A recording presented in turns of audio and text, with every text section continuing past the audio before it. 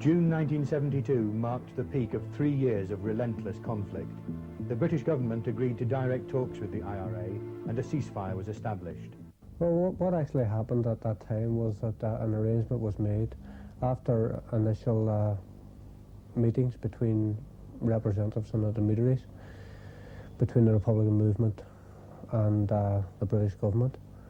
A situation came about where an arrangement was made for our representatives to gather themselves in Derry, and what happened was we were taken by motor car to a field at the back of a housing estate in Shantallow, which is quite close to the Donegal border, and a helicopter landed in the field. We presumed that it was British soldiers who were handling the helicopter. We went with them to Aldergrove Airport, where we boarded an RAF plane and were taken to an RAF base just outside London, where we were met, we presumed, by members of the Special Branch or the British Police. There were 2 very large cars placed at our disposal, and we were given an escort into Chelsea, where the meeting actually took place at the home of Paul Channon, who is presently one of the senior ministers in Thatcher's cabinet. And there we met with William Whitehall, some members of the NIO at that time, and Mr. Shannon, who was also present. My idea of politicians and statesmen got a terrible shock, because some of them they were very, very ill-informed or ignorant to a point of knowing what was happening, what was going on.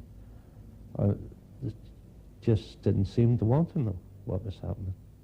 The initial impressions before we went into the meeting was that we were dealing with the most experienced diplomatic group of people in the world, and we accorded the British the respect of understanding that they are very, very experienced, that in terms of diplomacy and so forth we were very inexperienced, and all that we had to go on going into that meeting was our own basic honesty in terms of understanding the struggle that we were involved in and what we were attempting to achieve through that struggle. We realised ourselves, listening to them, that all they wanted was a ceasefire, everything to remain as it was, the status quo to be maintained, and no change. In the course of that meeting, I became absolutely convinced that the British weren't sincere or genuine. I also think that they realised, as a result of that meeting, that the Republicans weren't going to be conned into a lengthy cessation, that what they wanted was an upfront answer. And that answer couldn't be given at that meeting, an answer about the British presence, about an end of partition. So when the truce broke in Lenadoon, my view of it was that the British government, having realised that they weren't going to be able to end the armed struggle by a series of small concessions or promises, simply allowed it to be broken on the slimmest pretext. And if one considers that it was broken by the British Army, and the British government knew of the circumstances, that vindicates my view. The fragile peace broke down after just 12 days. Catholic refugees had been allocated housing, previously occupied by Protestants, on the Lenadoon estate in Belfast. British soldiers prevented them from moving in, claiming they feared territorial clashes. In the eyes of nationalists, the British had once again bowed to loyalist pressure. The IRA felt then that further negotiation was pointless.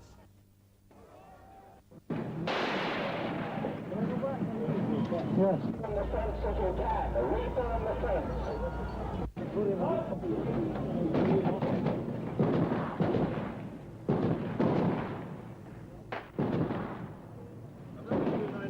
The orders are, if you can see a gunman, a man with a weapon, then you may shoot him. A man with a weapon.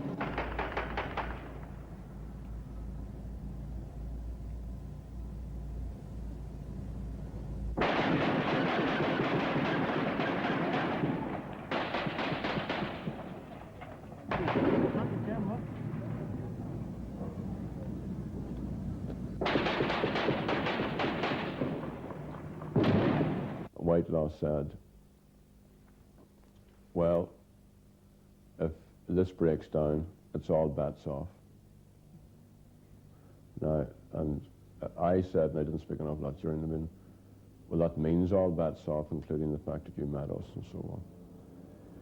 Some 14 months later, after I had been on the run, and I was arrested, and myself and a number of people were beaten fairly savagely over an interrogation centre.